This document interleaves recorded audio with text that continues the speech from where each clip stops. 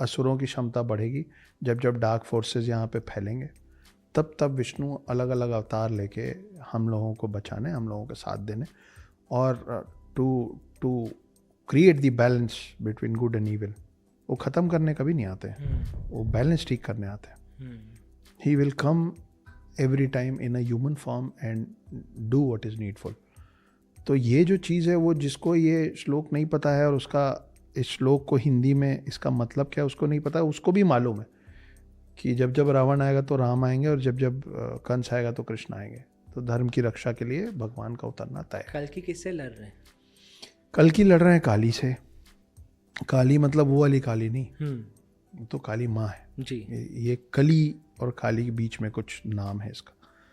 और ये बहुत शक्तिशाली होगा। ये इतना शक्तिशाली होगा कि देखिए, रावण से लड़ने के लिए अकेले राम आए थे और उनको थोड़ी सी मदद चाहिए थी विष्णु अवतार हनुमान की जी। ठीक है, शेषनाग के साथ। कंस को मारने और धर्म का परचम लहराने के लिए महाभारत के समय में कृष्ण आए थे जी। उनको भी शेषनाग और उनको भी थोड़े से हनुमान की जरूरत पड़ी थी, वो ध्वज पे बैठे जी। लेकिन कली जो है वो इतना ताकतवर होने वाला है कि उससे लड़ने के लिए कल्कि को 7 चिरंजीवियों की जरूरत पड़ेगी। 7 चिरंजीवी जो हैं उसमें देखिए कौन कौन है। विभीषण और राजा बलि जो हैं वो राक्षस हैं जी। तो उनको तामसिक और राक्षसी शक्तियों की भी ज़रूरत पड़ेगी। हनुमान है जिनके लिए बोला जाता है कि वो जिस युद्ध में उतरे वो युद्ध तो तय है जी। ख़त्म है, उनकी भी ज़रूरत पड़ेगी।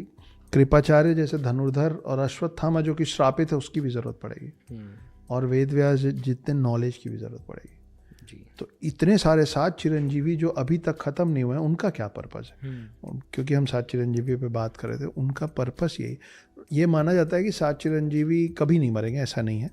7 चिरंजीवी, 7 के 7 चिरंजीवियों को मोक्ष की प्राप्ति होगी कलयुग के अंत में। अच्छा। क्योंकि फिर जब सतयुग शुरू होगा ना तो फिर से हनुमान का जन्म होगा, फिर से अश्वत्थामा का जन्म होगा, तो वो नए सेट ऑफ 7 चिरंजीवी तैयार होंगे। ये सेट ऑफ 7 चिरंजीवी खत्म होने के बाद, और इनको मोक्ष की प्राप्ति होगी कल्कि का साथ देके काली को हराने के